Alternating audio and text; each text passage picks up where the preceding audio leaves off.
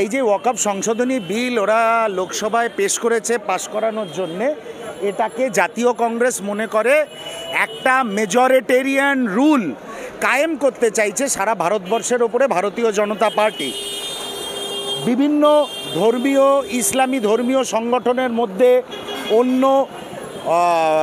অন্য জাতি এবং ধর্মের প্রতিনিধি, বিভিন্ন ধরনের স্ট্রাকচারের মধ্যে মুসলিম ছাড়াও অন্য ধর্মের প্রতিনিধি ঢোকানো মানে হচ্ছে আমি সব ধর্মের সব সংগঠনকে ক্যাপচার করব, ক্ষমতায়ন প্রতিষ্ঠা করব।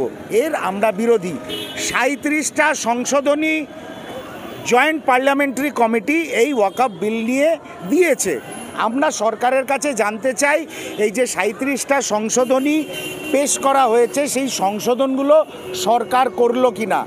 আমরা কোনো ধর্মীয় সংগঠন, কোনো মন্দির, কোনো মসজিদ, কোনো ধরনের সংগঠনে সরকারি হস্তক্ষেপের আমরা তীব্র বিরোধী এবং সেই বিরোধিতা আমরা করে যাব।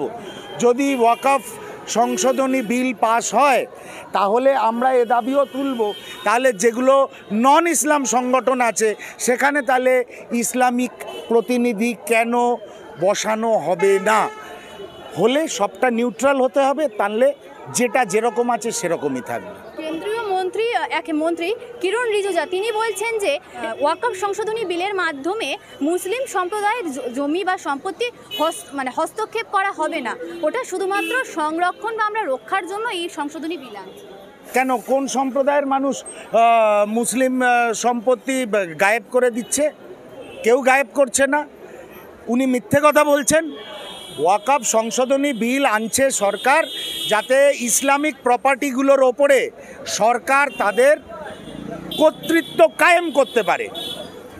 ইসলামিক কালচার, ইসলামিক ভাষা, ইসলামিক সংস্কৃতি সব কিছু নরেন্দ্র মোদী সরকার যাতে কন্ট্রোল করতে পারে, তার ওপরে একটা নিজস্ব ক্ষমতায়ন প্রতিষ্ঠা করতে পারে।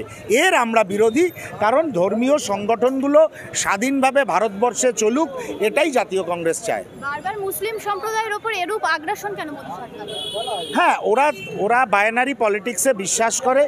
ওরা মনে করে এবং ওরা বলে ওদের দলের নেতারা আমাদের এমএলএরা যেতে হিন্দুদের ভোটে। ওরা ভারতবর্ষের সমাজকে ভাষা, ধর্ম, সংস্কৃতি এই লাইনে বিভক্ত করে রাখতে চায় এবং যারা সংখ্যালঘু আছে তাদের একটা দেওয়ালের কোণে অপ্রেসড ক্লাস হিসাবে তুলে ধরতে চায়। তাদের দেয়ালে যাতে পিঠ থেকে যায়, এটাই নরেন্দ্র মোদী সরকারের প্রথম দিন থেকে লক্ষ্য। ওরা একটা সাম্প্রদায়িক দল এবং ওদের সব সিদ্ধান্তের জাতীয় কংগ্রেস বিরোধিতা করবেই।